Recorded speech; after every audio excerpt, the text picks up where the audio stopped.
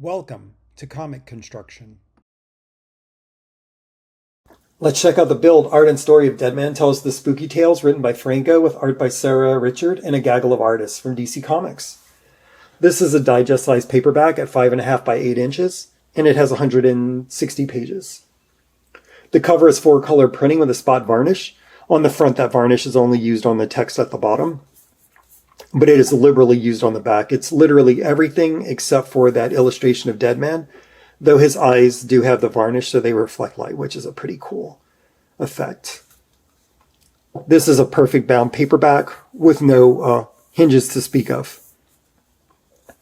The interior stock is a nice toothy semi-gloss, so it reflects some light, but it has a little more texture than a lot of semi-gloss pages do. It's still slick, but it feels a little more textured, I would say. Many artists contribute to this anthology. Sarah Richard illustrates the Deadman sections, and Deadman acts as a horror host throughout this book. The art in these sections is just truly amazing, as you can see. I definitely see Art Nouveau influences in the smoke and overall flow of the pages.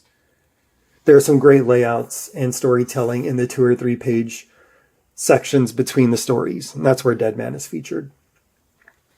Each story has a unique flavor to the art, due to the art. Andy Price illustrates the first story, which has a classic horror feel. I mean, take a look at that. If that was in a creepy magazine or something, you wouldn't think twice about it. It makes sense. Most of the art does have an animation quality to it, probably because this book is aimed at younger readers. So as you can see here, that's definitely some like Archie kind of work. Flip back a little bit. So that feels like Cartoon Network style cartooning to me. This feels kind of like a webtoon. So the art makes sense, especially if you're thinking about what younger readers would like. All of the stories are written by Franco, which guarantees a high level of quality. As I mentioned, Deadman acts as a horror host like Elvira or the Crypt Keeper. That might be a little out of character for him, but he's generally irreverent, so I think it makes some sense. Some of the stories are spoopy and silly. Others are, lightly disturbing. I find it a very enjoyable book. I think it's just creepy enough to be fun. I definitely read more disturbing stuff, but sometimes you just want a little disturbing for the fun of it. I really enjoy the mix of genre and approach throughout the book.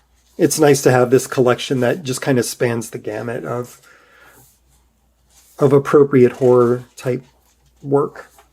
This is a great book for the spooky season. Thanks for checking out this video. If you enjoyed it, like, subscribe, and share with a friend.